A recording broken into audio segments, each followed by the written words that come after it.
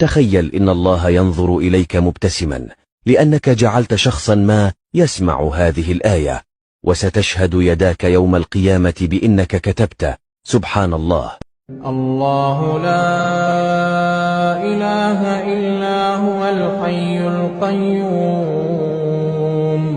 لا تأخذه سنة